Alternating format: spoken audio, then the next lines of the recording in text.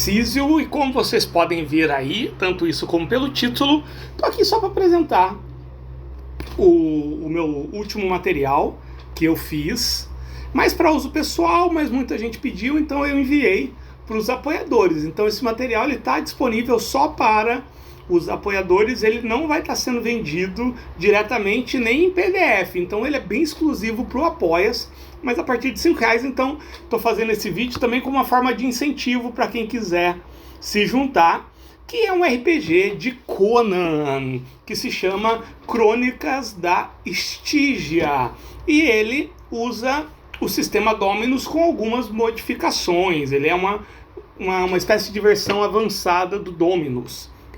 Bom, para quem não sabe, galera, o Conan é um personagem que entrou em domínio público há alguns anos. Então qualquer um pode criar histórias sobre o Conan e aquele que era abordado nas obras originais do Howard, que é o criador dele. Você não pode pegar material dos quadrinhos, da Marvel, da Dark Horse e tudo mais, porque aí os personagens que aparecem ali, histórias locais, são deles, mas os contos originais você pode criar material baseado nisso. E eu sempre fui muito fã do Conan, eu me afastei uns anos pra cá, mas durante muito tempo o Conan foi minha revista em quadrinhos favorito, e eu realmente gostei. Teve uma época que Conan era o meu ideal de fantasia, e depois eu fui acabando me identificando mais com alta fantasia, mais com fantasia feérica, né, de contos de fadas, mas recentemente eu peguei para ler os contos originais do Howard e eu gostei muito, e assim, toda a paixão que eu tinha pelo Conan, pelas histórias do Conan, voltou com força. Então eu resolvi retomar esse projeto antigo. Ele está aí na tela, ele está aqui também. Eu gostei tanto que eu imprimi para mim, que é um RPG de Conan. Eu montei esse RPG, na verdade, há uns 3 anos atrás, quando eu ainda estava lendo bastante HQs do Conan, estava saindo aqueles encadernados grossos. Eu acabei comprando um ou outro, longe de completar a coleção. Acho que eu comprei 3 volumes e li, e reli várias vezes, e eu montei o que seria a base desse jogo. Só que o que aconteceu? Na mesma época, a 101 Games lançou o Aventuras na Ereboriana, que é um material de Conan absurdo, assim, de qualidade visual, de qualidade de produção e de qualidade de texto. Por exemplo, eu sei de muita gente, muito fã do Conan, que usa o Aventuras na Ereboriana não como RPG, mas como livro de referência. Ele está lendo uma história lá do Howard que fala sobre um reino lá de Shen. Aí ele vai lá no livro da Ereboriana e consulta, aprende lá, então é muito interessante. Aí eu vi esse meu material mirradinho de 19 páginas e eu fiquei com vergonha de lançar naquela época. E aí passaram-se 3 anos e o que aconteceu? Né? Agora que eu estou fazendo o tratamento para as costas, uma das coisas que o médico falou é assim, como eu falei para ele que eu não conseguia usar o computador e que eu já estava há anos, ele falou, olha, vai fazendo teste, me diga aí se ainda é a mesma dor no mesmo local. Então eu comecei a usar um pouquinho mais o computador, e nisso eu acabei encontrando alguns pendrives que eu tinha e acabei encontrando o texto desse jogo, que não era Dominus, tinha um outro sistema de regras, mas o texto seria basicamente o mesmo, que se passa na Estígia. Eu ainda estava em dúvida se iria realmente ser na Estígia. Mas o que é Estígia, Tarcísio? Para quem não conhece, o mundo de Conan, ele na verdade é o nosso mundo, só que 10 mil anos atrás. Tem algumas pessoas que calculam 30 mil anos atrás. Não se sabe ao certo, mas ele se passa no nosso mundo, só que numa era anterior às grandes civilizações. E ele tem vários reinos. Tem o reino de Shen, tem o reino da Ciméria, né, as terras da Ciméria. Você tem a Aquilônia, que depois o Conan virou rei da Aquilônia. Você tem os reinos negros aqui ao sul. E mais ou menos no sul, você tem a Estígia. O que acontece? Cada território do mundo de Conan, de alguma forma, eu não digo cada, mas a maioria, ele tem um correlato com a nossa história, com a antiguidade. Até mesmo que foi uma forma do Howard fazer o link. Olha, nós temos o Egito, e o Egito ele é de alguma forma aparentado com a Estígia. Então a Estígia seria o equivalente, tanto culturalmente quanto de localidade da civilização egípcia. Posso estar falando um monte de bobeira, tá bom? Estou longe de ser um especialista em Conan, tá bom? Tanto é que eu escolhi a Estígia, porque eu gosto muito dessa temática. Não é o Egito, mas que lembra o Egito. Lá tem toda a questão da adoração ao deus serpente.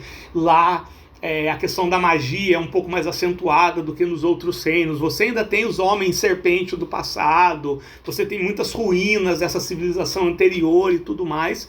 Então eu depois de ver alguns vídeos do Ronan, lá do fórum do Conan o Bárbaro, eu decidi por realmente ambientar na Estígia. E então eu falei, agora já passou bastante, já joguei bastante o Aventuras na Era Iboriana, eu vou reformar isso aqui só pra mim. E aí, conforme eu fui colocando o que eu tava fazendo, eu colocava uma foto de alguma página, alguma ilustração e tudo mais, várias pessoas foram pedindo, então eu decidi enviar pros apoiadores. Então começa com alguns mapas aqui, tá bom? Esses mapas, eles não fui eu que fiz, eu não tenho o direito de usar esses mapas, e é o motivo pelo qual eu não vou vender esse PDF, tá bom? Eu não tenho como comercializar isso aqui, seria muito errado. Então, realmente é isso. E Tarcísio, eu não faço parte do seu Apoia-se, mas eu quero esse material. Se você quer mesmo, muito, manda uma mensagem aí no meu WhatsApp, que é 19 99897 2653. Então anota aí, 19 99897 2653. Manda aí que eu envio para vocês tranquilo.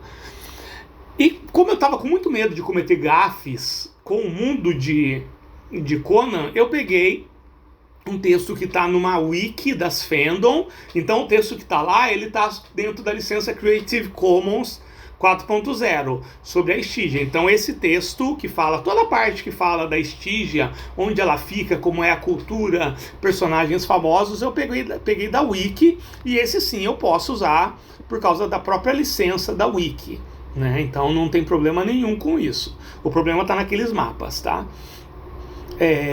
Mas é muito interessante. Então eu começo contextualizando a Estígia.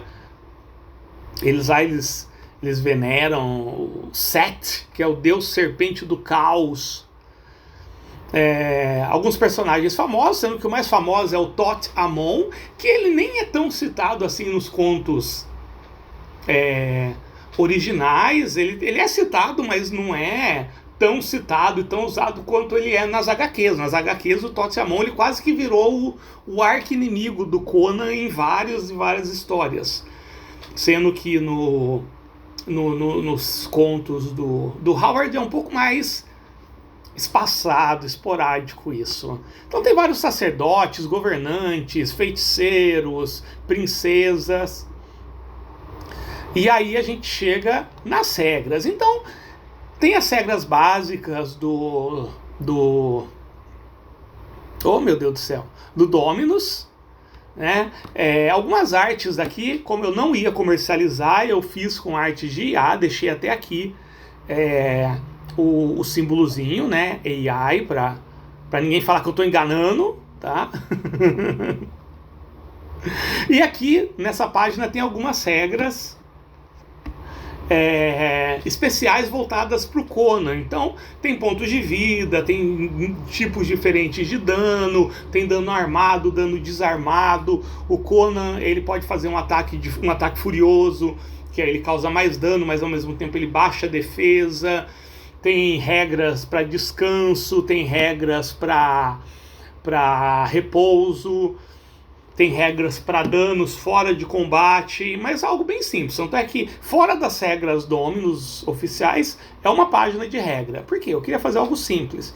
E aqui tem a forma como eu estruturei o Dominus. Eu gostei muito. Eu acho que a maioria dos meus Dominus agora eu vou fazer nesse esquema.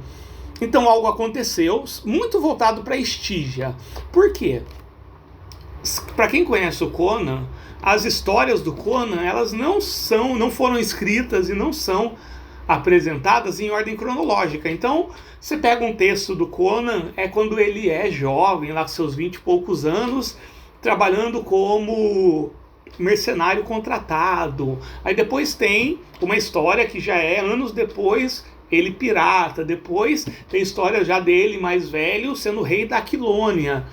E o Howard, ele vai trabalhando isso de várias formas. Então ele cria quase que uma colcha de retalho aí, histórica, que é muito interessante você ir conectando. Tem vários estudos, tem teses acadêmicas falando sobre esse universo que o Howard foi criando ao redor do Conan e os reinos, e tem as eras passadas, que é com o Cole, né, que seria um pré-Conan do tempo da Atlântida ainda, e é muito interessante. Então eu criei um período aí, seria o Conan, né, não exatamente no começo de suas aventuras, mas poucos anos depois, em que ele está na Stygia, vivendo como gatuno, então ladrão. Ele tem feito roubos aí, em busca de riquezas, e também como aventureiro contratado. Então toda vez que alguém precisa fazer alguma coisa, buscar algum item, invadir alguma casa em busca de alguma coisa,